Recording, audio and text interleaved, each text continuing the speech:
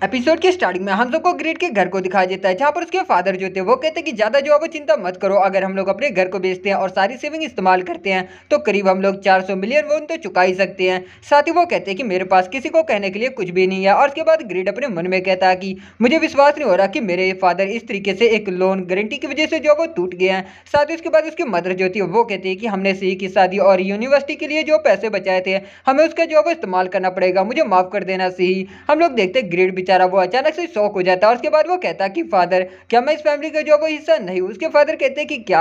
साथ ही उसके बाद सही जो थी वो कहते हैं कि मुझे यूनिवर्सिटी जाने की जरूरत नहीं है, मैं भी पार्ट टाइम जॉब करके आप सबकी जॉब में मदद करूंगी। इसके बाद वो तीनों पकड़ के एक दूसरे को रोने लगते। उसके फादर रोते हुए कहते हैं कि नॉनसेंस, मैं मेक श्योर करूंगा कि तुम अपनी स्टडी जो है प्रॉपरली फिनिश कर सको। उसकी मदर जो थी वो कहती है कि यहाँ पर इतना आगे जाने की कोई भी जरूरत नहीं है। सी जो थी वो कहती है कि मॉम डैड मैं ठीक हूँ। वहीं पर ग्रेड अपने मन में कहता है कि वेल ये काफी ज्यादा दुख की बात होगी कि सिही जो कि पूरे स्कूल में जो फर्स्ट रैंक हमेशा लाती है वो काम करना जो वो शुरू कर देगी। साथ ही उसके बाद वो खड़ा होता है और कहता कि ऑल राइट मैं जो वो पैसे कमाऊंगा सिही, तुम्हें इस सब की चिंता करने की जरूरत नहीं है, तुम केवल अपनी स्टडी को जो है वो कंटिन्यू करो। वो तीनों ग्रिड की तरफ जो वो देखने लगते हैं। साथ ही उसके फादर होते हुए दोबारा कहते हैं कि मैं कल कोई अच्छा जॉब जो है वो ढूंढूंगा। उसकी मदर जो थी वो कहती है कि मैं भी रेस्टोरेंट में काम करने की कोशिश करूंगी। सिही जो थी वो रोते हुए कहती है कि मैं भी पार्ट टाइम काम करके जो है वो आप सबकी मदद करूंगी। ग्रिड जो था वो कहता है कि मेरी तरफ इस तरीके से जो वो मत देखो, मैंने गेम से जो वो पैसे कमाए हैं करीब 200 मिलियन वोन से भी ज्यादा।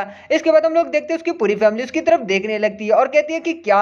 ग्रिड अपने मन में कहता है कि मैं अपनी फैमिली को खुद बचाऊंगा, समय आ गया कि मैं कुछ रिस्पॉन्सिबिलिटी को जो वो लूं। इसके बाद सीन गेमिंग वर्ल्ड में जाता है, जहां पर हम लोग देखते हैं ईरन को। ईरन जो होती है वो लेजेंडरी सोर्ड को सर फिनिक्स को दे रही होती है। सर फिनिक्स उसके बाद शपथ वगैरह लेते हैं, उनका रिचुअल होता है जो भी। इसके बाद ईरन जो होती है वो कहती है कि आगे बढ़ो और मुझे 7 सर्वेंट का सिर ला कर दो। इसके बाद वो अपने मन में कहती है कि हालांकि एनिमी जो है वो केवल नंबर में 150 है, लेकिन उनकी तरफ 7th सर्वेंट है, हम लोग अपने गार्ड को इस तरीके से डाउन नहीं कर सकते, इसलिए मैंने इस बार 1500 सोल्जर और 12 नाइट को जो वो इकट्ठा किया है। हम लोग इतने ज्यादा ट्रूप को इकट्ठा करने में कामयाब हो गए, हम लोग जरूर इस बार जो वो जीतेंगे। इसके बाद हम फिनिक्स को देखते हैं। फिनिक्स जो था वो कहता कि डरने की कोई भी जरूरत नहीं है, मैं फिनिक्स जो कि नॉर्थ का सबसे ताकतवर है, मैं विक्ट्री की तरफ हम सबको जो वो लीड करूंगा और 7th सर्वेंट का सिर लाकर जो वो दूंगा। साथ ही उसके बाद वो सभी आगे की तरफ बढ़ने लगते हैं। इसके बाद हम लोग देखते हैं यातना चर्च के बिलीवर को। वो बिलीवर जो था वो कहता कि हमें इन्हें बर्बाद कर देना चाहिए और यातना गॉड को ऑफर करना चाहिए।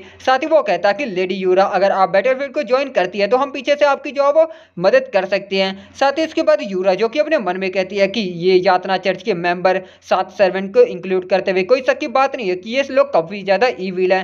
साथ ही वो अपने मन में कहती है कि जब मैंने क्वेस्ट को एक्सेप्ट किया था मुझे काफी ज्यादा जो बुरा लग रहा था, लेकिन जब तक कि मैं एंगस और कैट की तरह हिडन क्लास को जो रिसीव नहीं कर लूं मैं पीछे जो वो नहीं हट सकती। और उसके बाद वो बैटलफील्ड में जो वो ज्वाइन हो जाती है। हम लोग देखते हैं फिनिक्स को। फिनिक्स जो था वो कहता कि फाइनली ईविल सर्वेंट तुम जो वो आ गई। साथ ही वो कहता कि आज तुम्हारे ईविल कामों का जो वो अंत होगा। यूरा अपने मन में कहती है कि ये मुझे ईविल कंसीडर करा 7 सर्वेंट की तरह। साथ ही वो अपने मन में कहती है कि वैली से कोई फर्क नहीं पड़ता, कोई भी कीमत मुझे चुकानी पड़े मैं इस मिशन को कंप्लीट करूंगी। और उसके बाद वो कहती है कि ग्रेट गॉड ऑफ डार्कनेस अपनी पावर को इस दुनिया में जो वो रिवील करो। इसके बाद वो अपनी पावर का इस्तेमाल करती है जिससे कि आसमान का कलर भी चेंज होने लगता है। फिनिक्स जो था वो कहता कि क्या आसमान का रंग। उसके बाद हम देखते हैं यूरा अपने मन में कहती है कि मुझे बिलीवर को जो प्रोटेक्ट करना ही होगा। इसके बाद वो डार्क स्टॉर्म स्किल का जो इस्तेमाल करते हुए उन सभी के ऊपर अटैक कर देती है। और इसके बाद वो फिर से अपनी स्किल को जो वो रेडी करती है कि तभी हम लोग देखते हैं फिनिक्स जो कि अपने हॉर्स के साथ जंप करते हुए यूरा के बिल्कुल सामने आ जाता है। यूरा ये देख के काफी ज्यादा शॉक हो जाती है और वो अपने मन में कहती है कि नामुमकिन, क्या ये मेरे डार्क स्टॉर्म को मैंने कर लिया ब्लॉक करने में। साथ ही उसके बाद फिनिक्स जो कि उसके ऊपर अपनी लेजेंडरी स्वॉर्ड से अटैक करता है, लेकिन यूरा जो कि डायमंड बैरियर का इस्तेमाल करते हुए उसके अटैक को रोकती है। फिनिक्स जो था वो कहता है कि मेरे सोल्जर्स के ऊपर उंगली रखने के बारे में भी जो मत सोचना है, तुम्हारा अपोनेंट मैं हूं। और उसके बाद वो अपनी स्वॉर्ड की स्किल को जो है एक्टिव करते हुए उसके बैरियर को तोड़ देता है। ये देख के यूरा काफी ज्यादा हैरान हो जाती है और अपने मन में कहती है कि डायमंड बैरियर जो कि बॉस के अटैक को भी जो वो ब्लॉक कर सकता है, एक सिंगल नाइट ने इसे जो वो तोड़ दिया, नामुमकिन। साथ ही उसके बाद वो अपने हेल मैजिक का इस्तेमाल करती है। हेल मैजिक की वजह से ये अपोनेंट को फियर में जो वो डाल देता है जो कि एक ब्लैक मैजिक है। फिर इसके बाद हम लोग देखते हैं कि वो हेल मैजिक जो कि फिनिक्स को अपने अंदर जो वो लेने लगता है। फिनिक्स जो था वो कहता कि इंप्रेसिव, तुमने मेरे हॉर्स को जो है वो डरा दिया। साथ ही उसके बाद यूरा जो कि अपने मन में कहती है कि क्या इसके ऊपर कुछ भी जो है वो नहीं वर्क कर रहा, आखिर मुझे क्या करना चाहिए। इसके बाद फिनिक्स जो कि एक बार फिर से अपनी स्वॉर्ड की स्किल को जो है इस्तेमाल करते हुए यूरा की तरफ बढ़ने लगता है। यूरा जो कि अपने मन में कहती है कि मैंने इसे जो है वो फील किया है, ये फीलिंग हेल्पलेस की उस आदमी के अगेंस्ट जैसी।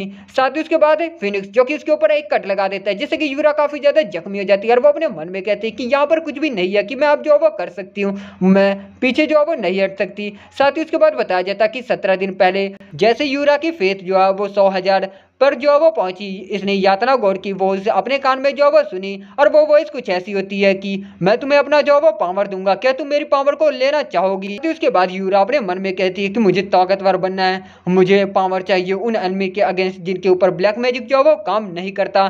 साथ ही उसके बाद डार्कनेस का कोई नाम लेता है और उसके बाद हम देखते हैं कि यूरा के अंदर से काफी ज्यादा डार्क एनर्जी जो है वो निकलती है। इसके बाद सीन रियल वर्ल्ड में आता है जहाँ पर हम देखते हैं कि ग्रिड की फैमिली उसके पासबुक को देखती है और वो कहती है कि क्या ये सच है। उसके फादर जो थे वो कहते हैं कि क्या तुमने कोई गंदा काम तो शुरू नहीं कर दिया। उसकी मदर जो थी वो कहती है कि क्या ये अकाउंट जो है वो फेक है। इसके बाद सी जो थी वो कहते हैं कि ओपा क्या कहीं तुमने अपना ऑर्गन तो नहीं बेच दिया, दिखाओ मुझे अपना पेट, और उसके पेट को देखने लगती है। वहीं पर ग्रिड अपने मन में कहता है कि वेल आखिर कौन ही विश्वास करेगा कि उनका 26 साल का बेरोजगार लड़का अगर अचानक से इस तरीके से इतनी ज्यादा पैसे जो वो दिखा दे। साथ ही उसके बाद वो कहता है कि मैंने ये पैसों को जो वो गेम के अंदर से कमाया, तो मेरे ऊपर भरोसा करो और इसका बस इस्तेमाल करो। ग्रिड की मदर जो थी वो कहते कि मेरी एक फ्रेंड ने अपने लड़के से जो वो ये कहा, तो उसके लड़के ने कहा कि अगर तुम्हें इतना ज्यादा पैसा गेम से कमाना है तो तुम्हें काफी ज्यादा जो फेमस होना पड़ेगा। इसके बाद सी जो थी वो कहती कि मैंने भी सुना है कि 20 लोगों से भी कम है जो कि ओपा की तरह इतने ज्यादा पैसे जो वो बना सकते गेम से।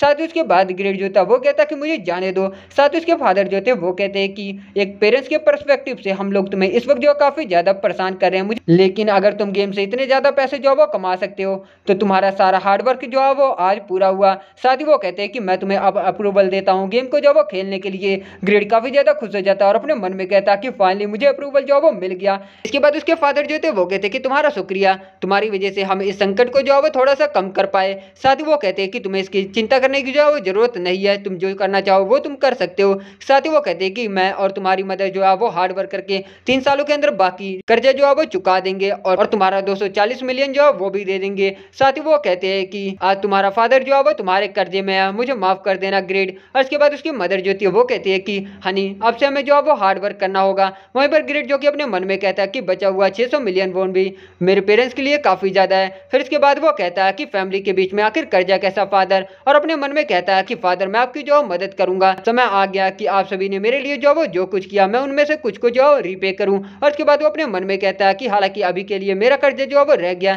लेकिन मैं अपनी फैमिली की तो फाइनली मदद जो है वो कर पाया। और उसके बाद वो कहता है कि by the way father 240 million नहीं 240 मिलियन 800 वोन। के बाद उसके फादर जो थे वो कहते हैं कि ऑल राइट। और इसी के साथ ये एपिसोड की एंडिंग होती है। Thank you so much for watching. Explanation अच्छा लगा तो प्लीज यार चैनल को सब्सक्राइब करना, वीडियोस पसंद आ रही है तो लाइक शेयर करके नोटिफिकेशन बेल को इनेबल कर देना। मैं मिलता हूँ उसके नेक्स्ट एपिसोड के साथ बहुत जल्द।